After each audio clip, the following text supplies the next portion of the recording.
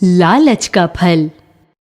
नदी के तट पर एक मछुआरा रहता था। उसने नदी के किनारे घास फूस की एक झोपड़ी बना रखी थी। मछलियां बेचकर वह अपना तथा अपनी पत्नी का गुजारा करता था। एक दिन मछुआरा मछली पकड़ने जा रहा था।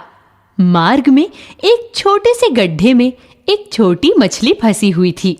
मछुआरे को देखकर वह बोली, मछुआरे, ओ मछुआरे, मुझे इस गड्ढे से निकालकर किसी बड़ी नदी में डाल दो। मछुआरे को मछली पर दया आ गई। उसने उसे वहां से निकालकर नदी में डाल दिया। वह प्रतिदिन उससे बातें करता था।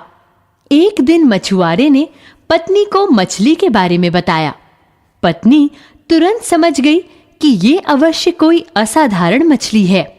उसने मछुआरे से कहा, वह मछली अवश्य कोई देवी है, तुम उससे अपने लिए वर मांग लो।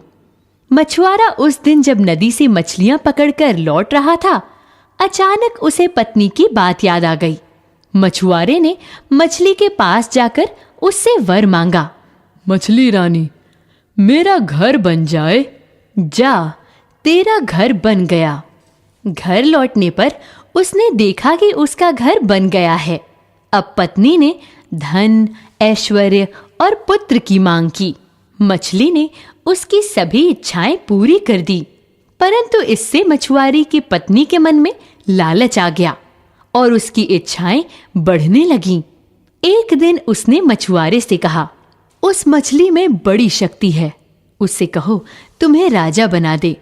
जब तुम राजा बनोगे तो मैं तुम्हारी रानी बन जाऊंगी। हमारे आगे पीछे नौकर चाकर होंगे।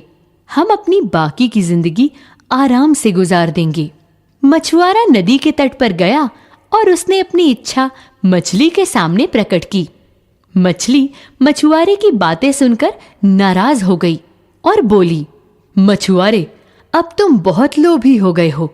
जाओ, मैं अपने सभी वरदान वापस लेती हूँ। मछुआरा फिर दीनहीन बन गया। उसे अपने लालच का दुष्परिणाम मिला।